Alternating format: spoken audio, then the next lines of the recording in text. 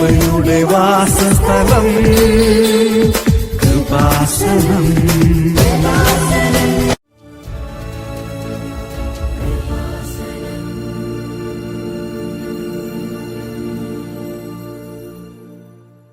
അമ്മ മാതാവിനും തിരുകുമാരനും കോടാനുകോടി നന്ദി. ഞാൻ ഇന്നിവിടെ സാക്ഷ്യം പറയാൻ നിൽക്കുന്നത്, എൻ്റെ പേര് അനശ്വര. ഞാൻ ആറ്റിങ്ങൽ നിന്നാണ് വരുന്നത്, തിരുവനന്തപുരം ജില്ലയിലെ ആറ്റിങ്ങൽ നിന്ന്. ഞാൻ ജൂൺ 9-ാം തീയതിയാണ് ആദ്യമായിട്ട് കൃപാസനത്തിലെത്തുന്നത്. ജൂൺ 9-ാം തീയതി അമ്മ ഉടമ്പടി എടുത്തിരുന്നു, ഞാൻ കൂടെ വന്നതാണ്. അപ്പോൾ അന്ന് തന്നെ എനിക്ക് ഒരു അനുഭവം ലഭിച്ചിരുന്നു. എന്ന് പറഞ്ഞാൽ ഞാനിവിടെ നിന്ന് അമ്മയുമായി വീട്ടിൽ എത്തിയ ശേഷം എൻ്റെ ഒരു സുഹൃത്തിൻ്റെ അനിയത്തിക്ക് ഒരു ആക്സിഡൻറ്റ് സംഭവിച്ചായിരുന്നു. ആക്സിഡൻ്റ് എന്ന് പറഞ്ഞാൽ ആ കുട്ടിയെ വണ്ടി ഇടിപ്പിച്ച് തെറിപ്പിച്ചു. അപ്പം അതിൻ്റെ ചേച്ചി എൻ്റെ അടുത്ത് പറയുവാണ്, അനിയത്തിയുടെ ഒരു വിവരവും അറിയുന്നില്ല, എനിക്ക് എന്ത് ചെയ്യണമെന്ന് അറിയില്ല. അപ്പം ഞാൻ പറഞ്ഞു, ഞാൻ കൃപാസനം എന്ന് പറഞ്ഞൊരു പള്ളിയിൽ പോയിരുന്നു, അവിടുത്തെ മാതാവ് മോളുടെ അനിയത്തിയെ രക്ഷിക്കും, കുഞ്ഞിനൊന്നും വരുത്തില്ല എന്ന് ഞാൻ പറഞ്ഞു. അപ്പം പിറ്റേ ദിവസം ആ മോളിങ്ങനെ പറയുന്നു, അനിയത്തി വീട്ടിലെത്തി, അനിയത്തിക്ക് ഒരു കുഴപ്പമില്ല, അവൾ ഓക്കെ ആണെന്ന് പറഞ്ഞു. ഞാൻ ആ കാർ ആക്സിഡൻറ്റ് ഞാൻ കണ്ടായിരുന്നു, ഞാൻ ശരിക്കും പേടിച്ചു പോയി. അപ്പോൾ എനിക്ക് ഉറപ്പാണ് മാതാവിൻ്റെ ഒരു ഇതിലാണ് ആ കുഞ്ഞിന് ഒന്നും പറ്റാതെ ആ കുഞ്ഞ് സൗഖ്യത്തോടെ വീട്ടിലെത്തിയെന്ന് ഞാൻ വിശ്വസിക്കുന്നു. ഇനി ഞാൻ ഉടമ്പടി എടുത്തത് ജൂലൈ 3-ാം തീയതിയാണ്. ജൂലൈ 3-ാം തീയതി ഇന്ന് ഞാൻ സാക്ഷ്യം പറയാൻ നിൽക്കുന്നത് എൻ്റെ അച്ഛൻ്റെ കാര്യമാണ്. അച്ഛൻ ഈ 2023-ലാണ് ഞാൻ ഉടമ്പടി എടുത്തത്. നവംബർ 24-ാം തീയതി അച്ഛൻ ഒട്ടും വയ്യാണ്ടായി എന്ന് പറയുമ്പോൾ ഈ നടന്നു പോകുമ്പോൾ യൂറിൻ പാസ് ചെയ്യുകയും യൂറിനിൽ കൂടെ ബ്ലഡ് വരികയും അങ്ങനെ നടുവേദന, അങ്ങനെ ഒട്ടും ആളെ കൊണ്ട് നടക്കാനോ ഒന്നിനും പറ്റാത്ത അവസ്ഥയായി, കുഴഞ്ഞു വീഴുകയൊക്കെ ചെയ്തു. അങ്ങനെ ഞങ്ങളുടെ വീട്ടിന് അടുത്തുള്ള ഒരു ആശുപത്രിയിൽ കൊണ്ടുപോയ ടൈമിൽ അവർ പറഞ്ഞു, സംഭവം പ്രശ്നമാണ്, ടെസ്റ്റൊക്കെ ചെയ്യണം. ഓരോ ടെസ്റ്റിനും അവർ എഴുതി തന്നു. അങ്ങനെ ഞങ്ങൾ പിറ്റേ ദിവസവും ഒട്ടും വയ്യാണ്ടായി. രാത്രി ഞാനും അമ്മയും കൂടി അച്ഛനെ ആശുപത്രിയിൽ കൊണ്ടുപോയപ്പോൾ അവർ വീണ്ടും ടാബ്ലറ്റ്സും ഇഞ്ചക്ഷനും എടുത്തിട്ട് വീട്ടിൽ പറഞ്ഞു വിട്ടു. പിന്നെ സ്കാൻ ചെയ്തപ്പോൾ സ്കാനിങ് അവിടെ നിൽക്കുന്ന ചേച്ചിമാരൊക്കെ തമ്മി പറയുന്നുണ്ടായിരുന്നു, ഇത് പ്രശ്നമാണ്, ഉടനെ തന്നെ ഡോക്ടറിനെ കാണിക്കണം, വെച്ചുകൊണ്ട് നിൽക്കണം എന്നൊക്കെ പറഞ്ഞായിരുന്നു. അങ്ങനെ പിറ്റേ ദിവസം വീട്ടിനടുത്തുള്ള ഹോസ്പിറ്റലിൽ കാണിച്ച ടൈമിൽ ഡോക്ടർ ട്രിവാൻഡ്രം മെഡിക്കൽ കോളേജിലോട്ട് റെഫർ ചെയ്തു. അങ്ങനെ 1-ാം തീയതി തിരുവനന്തപുരം മെഡിക്കൽ കോളേജിൽ യൂറോളജി ഡിപ്പാർട്ട്മെൻറ്റിൽ അച്ഛനെയും കൊണ്ട് ഞങ്ങൾ പോയി, ഞാനും അമ്മയും കൂടി പോയി. അപ്പം അവിടെ നിന്ന ഡോക്ടർ അച്ഛന് മുമ്പ് സ്ട്രോക്ക് വന്നിട്ടുണ്ട്, മരുന്ന് കഴിക്കുന്നുണ്ടായിരുന്നു, പക്ഷെ ഉടമ്പടി എടുത്ത ശേഷം അച്ഛനെല്ലാം നോർമലായി, അച്ഛന് മരുന്ന് കഴിക്കാൻ തന്നെ ആൾ ഓക്കെ ആയി. അത് അമ്മ ഒരു വട്ടം വന്ന് സാക്ഷ്യം പറഞ്ഞായിരുന്നു. അപ്പം അച്ഛൻ്റെ എല്ലാ അസുഖങ്ങളുമൊക്കെ എഴുതിയെടുത്തിട്ട് ഡോക്ടർ പറഞ്ഞു, ഇത് സീരിയസ് ആണ്. അപ്പോൾ ഒരു സ്കാൻ റിപ്പോർട്ട് കയ്യിലുണ്ട്. അപ്പോൾ പറഞ്ഞു, ഇത് സീരിയസ് ആണ്, ഇനി എന്താണ്, ഇത് സീരിയസ് ആണ്, ഒരു CT സ്കാൻ ചെയ്ത് നോക്കാം, എന്നിട്ട് നമുക്ക് ഫർദർ പ്രൊസീജിയറിലോട്ട് പോകാമെന്ന് പറഞ്ഞു. അപ്പം CT സ്കാൻ ചെയ്യാൻ മെഡിക്കൽ കോളേജിലാണെങ്കിൽ ഇപ്പം നമ്മൾ ഡേറ്റ് എടുക്കുകയാണെങ്കിൽ 1 മാസം കഴിഞ്ഞൊക്കെ ഡേറ്റ് കിട്ടുള്ളൂ. ഡേറ്റ് കിട്ടാനൊക്കെ ഭയങ്കര പാടാണ്. അപ്പോൾ ഡോക്ടർ പറഞ്ഞ് മെഡിക്കൽ കോളേജിൻ്റെ അകത്ത് ചെയ്യാൻ നിൽക്കേണ്ട, വെളിയിൽ പ്രൈവറ്റായിട്ട് പോയി ചെയ്താൽ മതി എന്ന് പറഞ്ഞു. അപ്പം 1-ാം തീയതിയാണ് നമ്മൾ ആദ്യമായിട്ട് കാണിച്ചത്. അപ്പോൾ പറഞ്ഞു 5-ാം തീയതി തന്നെ അടുത്ത OP-യിൽ വന്ന് കാണിക്കണം എന്നിങ്ങനെ ഡോക്ടർ പറഞ്ഞായിരുന്നു. അങ്ങനെ ഞാൻ അമ്മ അച്ഛനെയും കൊണ്ട് നിന്ന സമയത്ത് ഞാൻ ലാബിൽ പോയി തിരക്കുകയൊക്കെ ചെയ്തായിരുന്നു. അപ്പോൾ അവർ പറഞ്ഞു, പ്രൈവറ്റ് ഒരു ലാബിൽ 6-ാം തീയതി ചെയ്ത് തരാമെന്ന് പറഞ്ഞു. അപ്പോൾ ഞാൻ പറഞ്ഞു 5-ാം തീയതിയാണ് കാണിക്കാനുള്ളത്, 6-ാം തീയതി കാണിച്ചാൽ പറ്റില്ല അങ്ങനെയൊക്കെ പറഞ്ഞപ്പോൾ അവർ പറഞ്ഞില്ല, ഡേറ്റ് ഇല്ല, കിട്ടില്ല, പ്രൈവറ്റ് ആയിട്ടുള്ള അവിടെ പോലും അവർ ഡേറ്റ് തരുന്നില്ല. അങ്ങനെ നിൽക്കുമ്പോൾ എനിക്കൊരു ഫ്രണ്ടുണ്ട്, മെഡിക്കൽ കോളേജ് പഠിക്കുവാണ് അവൾ. അപ്പം അവളുടെ കെയർ ഓഫിൽ ഒരു സിസ്റ്റർ വഴി എനിക്ക് 4-ാം തീയതി അവിടെ മെഡിക്കൽ കോളേജിൽ തന്നെ CT സ്കാൻ എടുക്കാനുള്ള ഡേറ്റ് കിട്ടി. ആദ്യം 2-ാം തീയതിയാണ് കിട്ടിയത്. അപ്പം 1-ാം തീയതിയാണ് ഈ സംഭവങ്ങളൊക്കെ നടക്കുന്നത്. 2-ാം തീയതി ഞാനും അമ്മയും കൂടി കൃപാസനത്തിൽ വരാമെന്ന് പറഞ്ഞായിരുന്നു മാതാവിൻ്റെ അടുത്ത്. അപ്പോൾ ആദ്യം 2-ാം തീയതി കിട്ടിയ ഡേറ്റ് മാതാവ് 4-ാം തീയതി ആക്കി തന്നു. ആ 4-ാം തീയതി തന്നെ എല്ലാ റിപ്പോർട്ടുകളും കിട്ടുകയും ചെയ്തു. അതിന് മുമ്പ് 2-ാം തീയതി ഞാൻ ഇവിടെ വന്നെന്ന് പറഞ്ഞില്ലേ, 2-ാം തീയതി ഇവിടെ വന്ന് ഫാദറിൻ്റെ ബ്ലെസ്സിങ്സ് അച്ഛൻ്റെ ഫോട്ടോയിൽ അച്ഛന് യൂറിൻ ഹോൾഡ് ചെയ്ത് വെക്കാൻ പറ്റില്ല. അപ്പോൾ അച്ഛന് അത്രയും ദൂരം ട്രാവൽ ചെയ്യാൻ പറ്റില്ല. അങ്ങനെ അച്ഛൻ്റെ ഫോട്ടോയും കൊണ്ടുവന്ന് ഫാദറിൻ്റെ ബ്ലെസ്സിങ്സോടെയൊക്കെയാണ് ഞങ്ങൾ വീട്ടിൽ പോയത്. വീട്ടിൽ പോയപ്പോഴേ ഈ രണ്ടാമത് തന്നെ അച്ഛനിൽ മാറ്റങ്ങളൊക്കെ കണ്ടു തുടങ്ങി. ആൾ നല്ലപോലെ നടന്നു തുടങ്ങി, എപ്പോഴും കിടക്കുന്ന ആൾ നടന്നൊക്കെ തുടങ്ങി. പിന്നെ അച്ഛന് ഇതിൻ്റെ പ്രശ്നമല്ലായിരുന്നു, അച്ഛന് പൊതുവേ കേൾവി ഒത്തിരി കുറവായിരുന്നു. പക്ഷേ ഈ അച്ഛൻ്റെ ബ്ലെസ്സിങ്സ് കിട്ടിയ ആ രണ്ടാം തീയതി അച്ഛന് നല്ലപോലെ ചെവിയൊക്കെ കേൾക്കാം. അപ്പോൾ ഞങ്ങളിങ്ങനെ നോക്കി നിന്നു. ഒരുപാട് വ്യത്യാസം അന്ന് തന്നെ ഫീൽ ചെയ്ത് തുടങ്ങി. അപ്പോൾ ഇതൊക്കെ കഴിഞ്ഞ് 4-ാം തീയതി അച്ഛനെയും കൊണ്ട് സ്കാൻ ചെയ്യാൻ വേണ്ടി പോയി. സ്കാൻ ചെയ്യാൻ വേണ്ടി ഞാൻ നേരത്തെ പോയായിരുന്നു ഹോസ്പിറ്റലിൽ. പോയ ടൈമിലാണ് പറയുന്നത് ക്രിയാറ്റിൻ്റെ അളവ് കൂടുതലാണ്, ഇപ്പോൾ സ്കാൻ ചെയ്യാൻ പറ്റില്ല, ഉടനെ കൺസൾട്ട് ചെയ്തോടുന്ന ഡോക്ടറിനെ പോയി കാണാൻ പറഞ്ഞു. അപ്പം മെഡിക്കൽ കോളേജിൽ ട്യൂസ്ഡേയും ഫ്രൈഡേയും ആണ് നമുക്ക് ഡേറ്റ് കിട്ടി. അപ്പം ആ ഡേറ്റിലെല്ലാം നമുക്ക് കൺസൾട്ട് ചെയ്യുന്ന ഡോക്ടേഴ്സിനെ കാണാൻ പറ്റില്ല. അപ്പം മൺഡേ ആണ് ഞാൻ ഈ CT സ്കാൻ എടുക്കാൻ വന്നത്. അപ്പോൾ ഒരു ഹോപ്പുമില്ല, ഡോക്ടറിനെ കാണാൻ പറ്റില്ല എന്നാണ് ആദ്യം പറഞ്ഞത്. അപ്പം എൻ്റെ കയ്യിൽ കാശ് രൂപം ഉണ്ടായിരുന്നു. ഞാൻ കാശ് രൂപം മുറുകെ പിടിച്ച് അവിടെ OP കൗണ്ടറിൽ ഒന്നും കൂടെ പോയി ചോദിച്ചു എന്തെങ്കിലും മാർഗം ഉണ്ടോ. അപ്പോൾ പറഞ്ഞ് യൂറോളജി ഡിപ്പാർട്ട്മെൻറ്റിൽ ചെന്ന് ചോദിക്കാൻ പറഞ്ഞു. അങ്ങനെ ഞാൻ ചെന്ന് ചോദിച്ച ടൈമിൽ അവിടുത്തെ ഇരുന്ന സിസ്റ്റർ പറഞ്ഞ് ഇപ്പോൾ ഡോക്ടർ റൗണ്ട്സിന് വന്നിട്ടുണ്ട്, ഓടിപ്പോയി കണ്ടു നോക്ക്, ചിലപ്പോൾ നടക്കുമെന്ന് പറഞ്ഞു. അങ്ങനെ ഞാൻ ഓടിപ്പോയി ഡോക്ടറിനെ കണ്ടപ്പോൾ ഡോക്ടർ അവിടെ നിൽപ്പുണ്ട്. ഞാൻ സംസാരിച്ച സമയത്ത് ഡോക്ടർ സ്കാൻ മാറ്റി തന്നു, വേറൊരു സ്കാൻ ചെയ്യാൻ പറഞ്ഞു കിട്ടും. അങ്ങനെ അതും കൊണ്ട് താഴെ വന്നപ്പോഴേക്കും അച്ഛനും അമ്മയൊക്കെ വന്നായിരുന്നു. അങ്ങനെ സ്കാൻ ചെയ്യാൻ വേണ്ടി പോയി. സ്കാൻ ചെയ്യുന്നതിൻ്റെ അവിടെ ഒരു ഡ്യൂട്ടി ഡോക്ടർ കാണും. അപ്പം ഡോക്ടർ നമുക്ക് മുമ്പ് കയ്യിലുള്ള റിപ്പോർട്ട്സ് നോക്കും, സ്കാൻ ചെയ്ത് കിട്ടിയ റിപ്പോർട്ട്സ് നോക്കും. അപ്പം ഡ്യൂട്ടി ഡോക്ടർ ഈ 2 റിപ്പോർട്ട്സ് തമ്മിൽ ഇങ്ങനെ കുറേ നേരം നോക്കി നിൽക്കുന്നേ. അവരിങ്ങനെ തമ്മിയൊക്കെ സംസാരിക്കുന്നു. എന്നിട്ട് അവരെ പറഞ്ഞു പേ ചെയ്യാനൊന്നും നിൽക്കേണ്ട, ഡയറക്റ്റ് അൾട്രാസൗണ്ടിൽ പോയി അൾട്രാസൗണ്ട് ചെയ്തിട്ട് വരാൻ പറഞ്ഞു. അങ്ങനെ ഞാനും അമ്മയും അച്ഛനെയും കൊണ്ട് അൾട്രാസൗണ്ട് ചെയ്യാൻ പോയി. തിരിച്ചു വന്നപ്പോൾ അവർ പറയുന്നു ആദ്യത്തേൽ ഭയങ്കര പ്രശ്നം ഉണ്ടായിരുന്നു എന്ന് പറഞ്ഞാൽ ആദ്യത്തെ സ്കാനിൽ ഇവിടെ നിന്ന് ചെയ്തിട്ട് പോയ സ്കാനിൽ അച്ഛന് സിസ്റ്റ് ഉണ്ടായിരുന്നു. സിസ്റ്റ് ട്യൂമർ ആണോ എന്ന് ഡൗട്ട് ഉണ്ടായിരുന്നു. ഈ സ്കാൻ ചെയ്ത റിപ്പോർട്ടിൽ സിസ്റ്റെ കാണാനില്ല. അത് ഭയങ്കര വലിയ അത്ഭുതമായിപ്പോയി. അങ്ങനെ ഞങ്ങൾ ഈ റിപ്പോർട്ട്സ് മൊത്തം ഞങ്ങളെ കാണിച്ചുകൊണ്ടിരുന്ന ഡോക്ടേഴ്സിനെ കാണിച്ചു. അപ്പം ഡോക്ടർ പറഞ്ഞു ആൾക്ക് കുഴപ്പമില്ല, ആൾക്ക് ഫസ്റ്റ് റിപ്പോർട്ടിൽ നല്ല പ്രശ്നം ഉണ്ടായിരുന്നു, ഇപ്പോഴും ആൾക്ക് ഒരു പ്രശ്നമില്ല, സിസ്റ്റോ ഒരു പ്രശ്നമില്ല. പക്ഷേ യൂറിൻ ബാക്ടീരിയ ഉണ്ട്, അത് നെഫ്രോളജി കാണിക്കാൻ പറഞ്ഞു.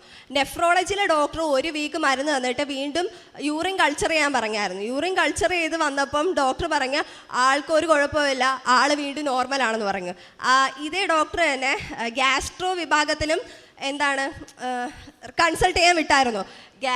അതിന് മുമ്പ് വേറൊരു സംഭവം ഉണ്ടായി. ഒരു ദിവസം അമ്മ രാത്രി ഇരുന്ന് പറഞ്ഞു അച്ഛന് വയ്യാത്ത ആളാണ്, അപ്പം മരുന്ന് അച്ഛൻ ഇങ്ങനെ ചോദിക്കും ഞാൻ ഇത്രയും വയ്യാത്ത ആളായിട്ട് എനിക്കൊരു മരുന്നും ഇല്ലേ, അങ്ങനെ ചോദിക്കുമായിരുന്നു. അപ്പം അമ്മ പറഞ്ഞ് നാളെ നോക്കിക്കോ, ഒരു മരുന്നും വേണ്ടാന്ന് ഡോക്ടർ പറയും. അപ്പം ഞാൻ അമ്മ ഇങ്ങനെ നോക്കി, അതെങ്ങനെ പറയാൻ പറ്റും, അച്ഛൻ ഇത്രയും വയ്യാത്ത ആളല്ലേ, അച്ഛൻ ഇങ്ങനെ മരുന്ന് പോലും ഇല്ലാതെ ശരിയാവുമെന്ന് ഇങ്ങനെ പറയാൻ പറ്റും, ഒരു മരുന്നെങ്കിലും കാണൂലേ, അത്ര അവശനായല്ലേ ഞങ്ങൾ ആശുപത്രി കൊണ്ടുപോയത്. പിറ്റേ ദിവസം പോയ സമയത്ത് ഗ്യാസ്ട്രോ വിഭാഗത്തിലെ ഡോക്ടർ കൺസൾട്ട് ഞാൻ OP പേപ്പറിൽ എഴുതി തന്ന് no medicine required only diet control എന്ന്. ഞാനിത് കണ്ടപ്പോൾ ഞെട്ടിപ്പോയി. ശരിക്കും ഞാൻ ഒട്ടും എക്സ്പെക്റ്റ് ചെയ്തില്ല. അത് കണക്ക് തന്നെ യൂറോളജിസ്റ്റ് എന്നപ്പോഴും പറഞ്ഞ് ഇനി ഒരു മരുന്ന് കഴിക്കേണ്ട, ആൾ ഓക്കെയാണ്, ആൾ പെർഫെക്റ്റ്ലി ഓക്കെയാണ്, ഇനി ഒരു കുഴപ്പമില്ല, ആളെ കൊണ്ടുവരണ്ടെന്ന് പറഞ്ഞു. ഈ 29-ാം തീയതിയാണ് അവസാനമായിട്ട് കൺസൾട്ട് ചെയ്യാൻ പോയത്. ഡോക്ടേഴ്സ് പറഞ്ഞു, ഞാൻ ചോദിച്ചു ഇനി എന്ന് വരണം ഡോക്ടർ എന്ന് ചോദിച്ചു. അപ്പോൾ ഡോക്ടർ പറഞ്ഞു ഇനി വരണ്ട, അച്ഛന് ഒരു കുഴപ്പമില്ല, അച്ഛൻ ഓക്കെ ആയെന്ന് പറഞ്ഞു. ഇത് മാതാവും തിരുകുമാരനും തന്ന വലിയൊരു അനുഗ്രഹമാണ്. പിന്നെ അടുത്ത അനുഗ്രഹം എന്ന് പറഞ്ഞാൽ അമ്മയുടെ വലത്തെ പാദത്തിൽ ഒരു എല്ല് വളരുന്നുണ്ടായിരുന്നു. അപ്പോൾ ഡോക്ടർ പറഞ്ഞു ഇത് ഓപ്പറേഷൻ ചെയ്തിട്ടും കാര്യമില്ല, വീണ്ടും പ്രശ്നമായിരിക്കും, ഓപ്പറേഷൻ ചെയ്യാൻ നിൽക്കേണ്ടെന്ന് പറഞ്ഞു. അമ്മ അച്ഛൻ്റെ ധ്യാനം, നമ്മുടെ ജോസഫ് അച്ഛൻ്റെ ധ്യാനം എപ്പോഴും റെഗുലറായിട്ട് കാണുന്നതാണ്. ഒരു ദിവസം 2-3 ധ്യാനം ഒരുമിച്ചിരുന്ന് കണ്ട് വീട്ടിൽ വന്നിട്ട് അമ്മ പറഞ്ഞു നീ എൻ്റെ കാലിലൊന്ന് തൊട്ട് നോക്കാൻ പറഞ്ഞു. ഞാൻ തൊട്ട് നോക്കിയപ്പോൾ അവിടെ ഇങ്ങനെ പരന്ന് നിൽക്കുന്നത് എന്ന് പറഞ്ഞാൽ മുഴ കണക്ക് നിന്ന് ആ എല്ല് വളരുന്ന ആ ഒരു സംഭവം എല്ല് വളരുന്നില്ല, കാല് നോർമലായി. അത് കണ്ടപ്പോൾ വീണ്ടും മാതാവിൻ്റെ ഒരു അത്ഭുതം കണ്ട് ഞാൻ വീണ്ടും ഞെട്ടിപ്പോയി. കാര്യം 2-3 മാസം അമ്മ ഇങ്ങനെ എപ്പോഴും വന്ന് ഇത് കുറയുന്നില്ലല്ലോ എന്ന് ചോദിച്ചിട്ടുണ്ട്. 2 ധ്യാനം കണ്ട് ആ ധ്യാനത്തിൻ്റെ അവസാനം അമ്മയുടെ ഈ അസുഖം പൂർണ്ണമായിട്ടും മാറി. പിന്നെ അമ്മയ്ക്ക് തന്നെ അമ്മ സാക്ഷ്യപ്പെടുത്താമെന്ന് പറഞ്ഞതായിരുന്നു. അമ്മയ്ക്ക് 4 ദിവസം നടക്കാൻ പറ്റാത്ത രീതിയിൽ കാല് ഭയങ്കര വേദനയായിരുന്നു. അപ്പം അമ്മയുടെ കാല് വേദന അമ്മ പറഞ്ഞ് സാക്ഷ്യം പറഞ്ഞോളാം മാതാവേ എന്ന് പറഞ്ഞ ഉടനെ അമ്മയുടെ കാലിൻ്റെ വേദന മാറിയായിരുന്നു. പിന്നെ എൻ്റെ പ്രൈവറ്റ് പാർട്ടിൽ ഒരു കൊച്ചു മുഴ കണക്ക് വന്നായിരുന്നു. അപ്പോൾ ഞാൻ ഉടമ്പടി വസ്തുക്കളൊക്കെ ഉപയോഗിച്ച് പ്രാർത്ഥിച്ച് 2 ദിവസം ഞാൻ നല്ല രീതിയിൽ പേടിച്ചായിരുന്നു. പക്ഷെ 3ൻ്റെ അന്ന് അങ്ങനെ ഒരു സംഭവമേ അവിടെ ഇല്ല. ആ ഒരു രീതിയിൽ ഫുള്ള് മാറി. അതും എനിക്ക് കിട്ടിയ വലിയൊരു അനുഗ്രഹമാണ്. പിന്നെ പത്രം എനിക്ക് മാതാവിൻ്റെ സുഗന്ധാഭിഷേകം കിട്ടിയിട്ടുണ്ട് എന്ന് പറയുമ്പോൾ എനിക്ക് പത്രം കൊടുക്കുന്ന ഒരുപാട് ഇഷ്ടമുള്ള കാര്യമാണ്. പത്രം എത്ര കിട്ടിയാലും കൊടുക്കും. എന്ന് പറഞ്ഞാൽ ഞങ്ങളുടെ വീട്ടിനടുത്ത് അമ്മയ്ക്ക് തയ്യക്കടയാണ്. അപ്പം അമ്മയുടെ കടയിൽ തയ്ക്കാൻ വരുന്ന ഒരുപാട് പേരെടുത്ത് മാതാവിൻ്റെ കാര്യം പറയുകയും അവർക്ക് എന്തെങ്കിലും അസുഖം ഉണ്ടോ എന്ന് പറഞ്ഞാൽ അമ്മ അപ്പോഴേ കുരിശ് വരച്ച് പ്രാർത്ഥിക്കുകയൊക്കെ ചെയ്യും. അപ്പം അവിടെ ഇങ്ങനെ വന്നവരിൽ പലരും ഉണ്ട്, ഇങ്ങനെ പറയും കൃപാസനത്തിൽ പോയി കുറേ കെട്ട് പത്രം ഇരിക്കുന്നത്, ഞങ്ങൾക്ക് ഉഷ കൊടുക്കാൻ പറ്റില്ല, ഉഷ കൊടുക്കുമെന്ന് ചോദിക്കും. എനിക്കും അമ്മയ്ക്കും അത് കേൾക്കുമ്പോൾ ഭയങ്കര സന്തോഷമാണ്. അവരങ്ങനെ 18 കെട്ട് പത്രം തന്നെ ഒരു വീട്ടിൽ നിന്ന് ഒറ്റയടിക്ക് തന്നിട്ടുണ്ട്. ഞാനും അമ്മയും കൊടുത്തത് തീർത്തിട്ടുണ്ട്. ഞങ്ങൾക്ക് പത്രം കൊടുക്കുന്നത് ഭയങ്കര ഇഷ്ടമാണ്. അങ്ങനെ ഞാനിവിടെ ഇടയ്ക്കിടയ്ക്ക് വരാറുണ്ട്. 5 കെട്ടോ 6 കെട്ട് പത്രമൊക്കെ ഒരുമിച്ച് വാങ്ങിക്കൊണ്ട് പോകാറുണ്ട്. അങ്ങനെ ഞാൻ പഠിക്കുന്ന കരുനാഗപ്പള്ളിയിൽ നിന്നാണ്. അപ്പം അവിടെ ഒരു ഹോസ്പിറ്റലിൽ ഞാൻ ഈ രോഗികളെ കാണാനും പത്രം കൊടുക്കാനും ഒക്കെ പോകും. അപ്പം ഈ പത്രം കൊടുക്കാൻ പോകുന്ന ടൈമിൽ 3rd ഫ്ലോറിലാണ് എനിക്ക് രോഗികളൊക്കെ കിടക്കുന്നത്. അപ്പം ഞാനവിടെ മേളിൽ പോകുന്ന ടൈമിൽ താഴെ നിന്ന് നോക്കിയപ്പോൾ ഒരു പത്രം ഇരിക്കുന്നു, ഒരു ബെഞ്ചിൽ ഒരു പത്രം ഇരിക്കുന്നു. എനിക്കത് കണ്ടപ്പോൾ ഭയങ്കര വിഷമമായി. അയ്യോ ഇതിനെ ആരെങ്കിലും ചവിട്ടോ, എനിക്ക് അങ്ങനെയൊക്കെ ഒരു വിഷമം.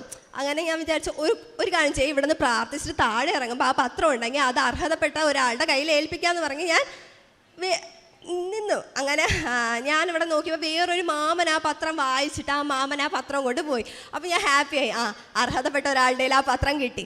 അങ്ങോട്ട് ഞാൻ പ്രാർത്ഥിച്ചൊക്കെ കൊടുത്തിട്ട് താഴെ വന്ന ടൈമിൽ ഇങ്ങനെ നടന്നു പോകുന്ന സമയത്ത് ഒരു പത്രം ചവിട്ടി മെതിച്ചിട്ടേക്കാണ്.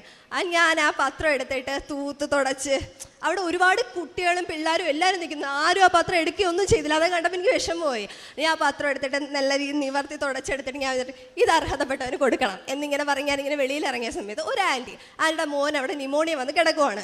അപ്പം ആൻറ്റി അടുത്ത് ഞാൻ പറഞ്ഞു, ആൻറ്റി കൃപാസനം എന്ന് പറഞ്ഞൊരു പള്ളിയുണ്ട്, അവിടുത്തെ മാതാവ് അസാധ്യമായിട്ട് ഒന്നുമില്ല, ആൻറ്റിയുടെ മോൻ്റെ എല്ലാ അസുഖവും മാറും എന്ന് പറഞ്ഞ് ഞാൻ എല്ലാ കാര്യങ്ങളും പറഞ്ഞു കൊടുത്തിട്ട് പത്രം ആൻറ്റിക്ക് കൊടുത്ത്. ആൻറ്റിക്കാണെങ്കിൽ കിട്ടിയ ഉടനെ ഭയങ്കര നിധി കിട്ടിയ കണക്ക് ഭയങ്കര സന്തോഷം. എനിക്കും അത് കാണാൻ ഭയങ്കര സന്തോഷമായി. അപ്പോൾ എൻ്റെ അടുത്ത് ഭയങ്കര ഒരു മുല്ലപ്പൂ കണക്കുള്ള ഭയങ്കര മണം. ഞാനിങ്ങനെ ആൻറ്റി അടുത്ത് ചോദിച്ച്, ആൻറ്റിക്ക് ഒരു മണം അടിക്കുന്നു. അപ്പോൾ ആൻറ്റി പറയുന്നത് അടിക്കുന്നുണ്ട്.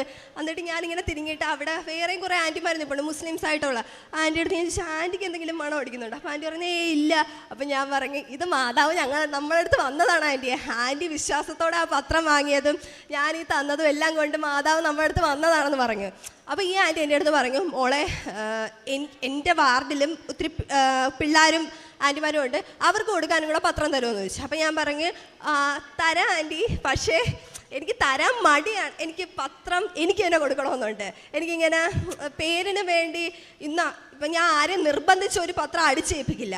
ഞാൻ എല്ലാം പറഞ്ഞ് മനസ്സിലാക്കി അവർ വാങ്ങുമെങ്കിലേ കൊടുക്കുള്ളൂ. അവർ വാങ്ങില്ല, അവർ പേരിന് വേണ്ടി വാങ്ങുവാണെങ്കിൽ ഞാൻ പറയാം എനിക്ക് വേണ്ടെങ്കിൽ ഞാൻ അർഹതപ്പെട്ടവർക്ക് കൊടുക്കാമെന്ന് പറയും. അപ്പം ഈ ആൻറ്റി എന്നോട് ചോദിച്ച സമയത്ത് ഞാനിങ്ങനെ പറഞ്ഞു 4 പത്രമേ ഉള്ളൂ, 2 പത്രം ആൻറ്റിക്ക് തരാം, 2 ഞാൻ എടുക്കുകയെന്ന് പറഞ്ഞു. ഈ പത്രം ഞാൻ എടുത്ത് വാങ്ങി വെച്ച് കറക്റ്റ് മാധവ് മണം അടിച്ചുകൊണ്ടേ നിൽക്കുകയാണ്. കറക്റ്റ് അർഹതപ്പെട്ട 2 പേരെ എൻ്റെ കൺമുമ്പിൽ എത്തിച്ച്. ഒരാൻറ്റി നിന്നങ്ങ് കരയുവാണ് എന്ന് പറഞ്ഞാൽ ആൻറ്റിക്ക് ട്യൂമറുണ്ട് യൂട്രസിൽ എന്ന് പറഞ്ഞ ആൻറ്റി ഇരുന്ന് കരയുന്നു. അപ്പോൾ ഞാൻ ആൻറ്റിക്ക് പത്രം കൊടുത്തിട്ട് പ്രാർത്ഥിച്ച് കൊടുത്തിട്ട് പറഞ്ഞ ആൻറ്റി ചെന്ന് ടെസ്റ്റ് ചെയ്ത് നോക്കും, ഒരു കുഴപ്പവും കാണൂല, ആൻറ്റി ഇവിടെ വന്ന് സാക്ഷ്യം പറയണേ എന്ന് ഞാൻ പറഞ്ഞ ആൻറ്റിക്ക് ഒരു പത്രം കൊടുത്ത്. വേറൊരു ആൻറ്റി ബി പി വന്ന് തളർന്ന് പോവുകയാണ്. ആൻറ്റിക്ക് ഞാൻ കുരിശ് വരച്ച് പ്രാർത്ഥിച്ചിട്ട് പത്രം കൊടുത്ത് പറഞ്ഞ് ആൻറ്റിക്ക് ഒരു കുഴപ്പം വരില്ല, ഇനി ആൻറ്റി ഈ ഒരു പ്രശ്നം കൊണ്ട് ആശുപത്രി വരേണ്ട അവസ്ഥ വരില്ല, ആൻറ്റി പൂർണ്ണ സൗഖ്യം വരുമെന്ന് ഞാൻ ആൻറ്റിയുടെ പറയും കൊടുത്ത്. ഈ ഒരു ടൈമിലാണ് എനിക്ക് ഫസ്റ്റായിട്ട് സുഗതാഭിഷേകം കിട്ടുന്നത്.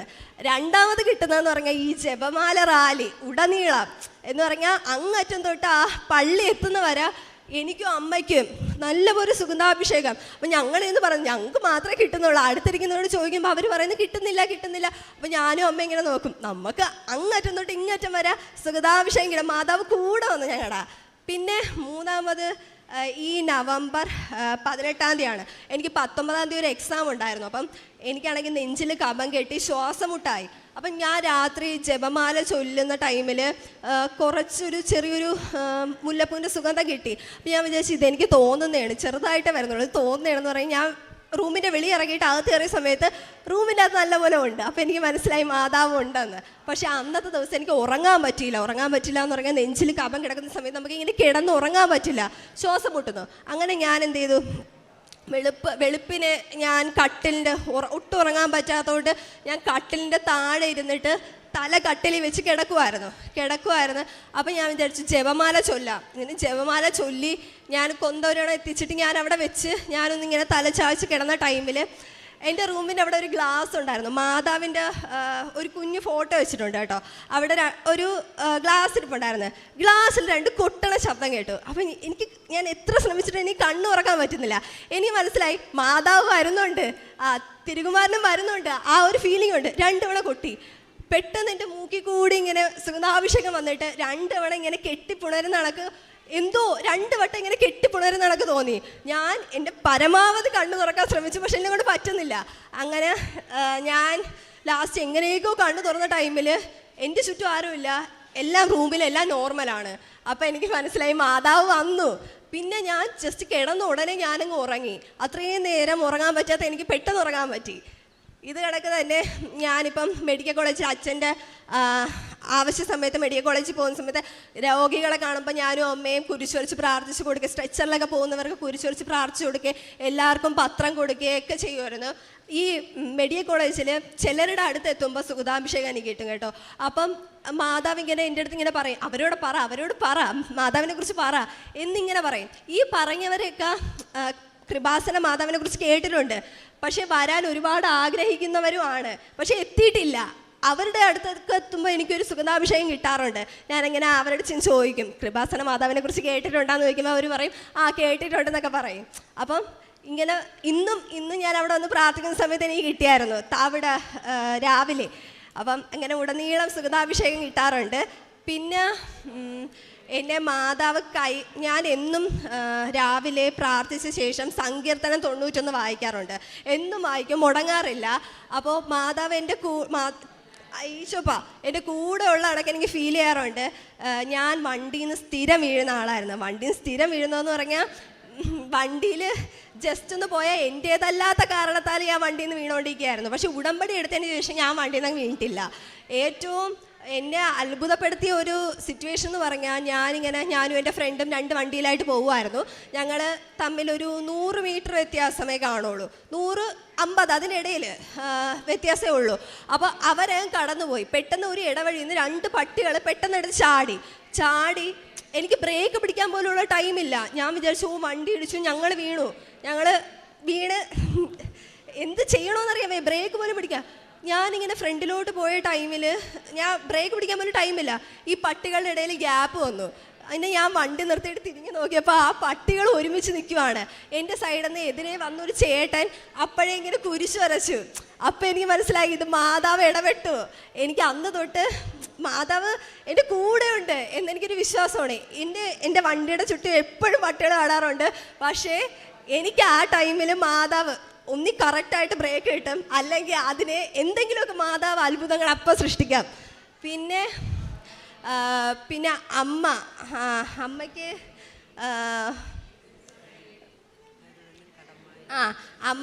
അമ്മ എപ്പോഴും പറയും ആരൊന്നും കടം വാങ്ങരുത് എന്ന് എപ്പോഴും അമ്മ ഇങ്ങനെ പറയും. അത് കണക്ക് തന്നെ അമ്മയ്ക്ക് ഇങ്ങനെ അതിനുശേഷം ഉടമ്പടി എടുത്തതിന് ശേഷം അമ്മയ്ക്ക് അത്യാവശ്യം അച്ഛൻ വയ്യാത്ത ആളാണ്, അമ്മ ഒരാളാണ് വീട് നോക്കുന്നത്. അപ്പം അമ്മ കടം വാങ്ങാതെ തന്നെ നമ്മുടെ ലോൺ അടയ്ക്കാനും എല്ലാത്തിനും മാർഗം എന്ന് പറഞ്ഞാൽ തയ്യലാണ്. അമ്മയ്ക്ക് തയ്യലൊക്കെ ഒരുപാട് കൂട്ടി തന്നിട്ടുണ്ട് മാതാവ്. അത് കണക്ക് തന്നെ അമ്മ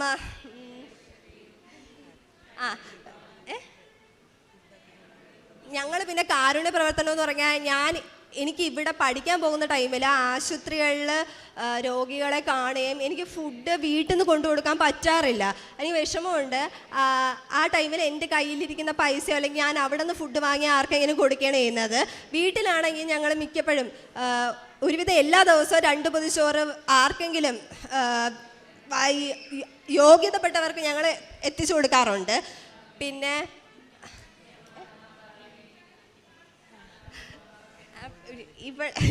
ഇവള് അനിയത്തി, ഇതെൻ്റെ അനിയത്തിയാണ്. അപ്പം ഇവളുടെ ഒരു കാര്യം എന്ന് പറഞ്ഞാൽ ഇവൾ ഞങ്ങളുടെ കൂടെ അധികം വന്ന് പ്രാർത്ഥിക്കാനോ ഒന്നിനോ അങ്ങനെ നിൽക്കാറില്ല. പക്ഷെ ഇവൾക്ക് മാതാവിനെ ഭയങ്കര വിശ്വാസമാണ്.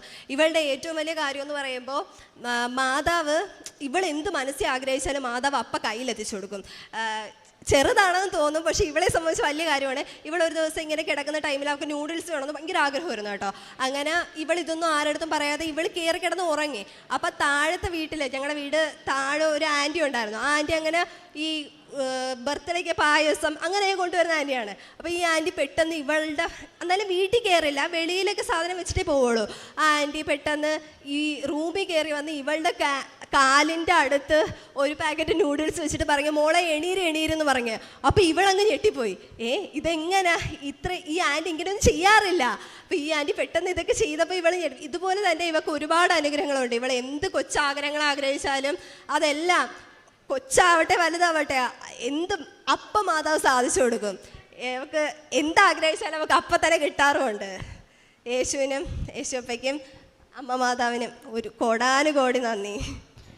സാക്ഷ്യങ്ങൾ ഒരിക്കലും അവസാനിക്കാത്ത ഒരു അക്ഷയ ഖനിയാണ്. ആ അക്ഷയ ഖനിയായ കൃപാസനത്തിലാണ് നാം ആയിരിക്കുന്നത്. ദൈവം മഹത്വപ്പെടുകയാണ്. തൻ്റെ തിരുക്കുമാരൻ്റെ കൃപകൾ ഓരോ മക്കളും തീർച്ചയായും പറയുമ്പോൾ പരിശുദ്ധ അമ്മ സന്തോഷിക്കുന്നുണ്ട്. അമ്മ ജീവനോടെ പ്രത്യക്ഷപ്പെട്ട ഈ അൾത്താരയിലാണ്. അതും അക്രൈസ്തവരായ മക്കൾ തങ്ങളുടെ ജീവിതത്തിൽ എത്ര സന്തോഷമാണ്, എത്ര തീഷ്ണതയാണ്.